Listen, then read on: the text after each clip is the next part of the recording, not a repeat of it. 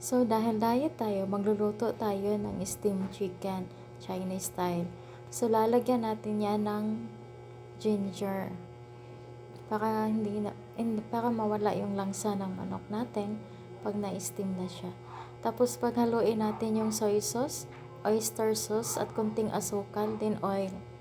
Pagkatapos, ilagay na natin sa ating manok bago natin i-steam para mag-absorb yung lasa ng soy sauce at saka yung oyster sauce doon sa ating manok para masarap po siya pag naluto na.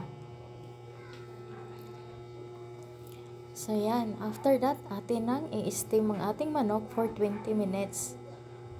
So luto na at lalagyan na natin ng sibuyas dahon.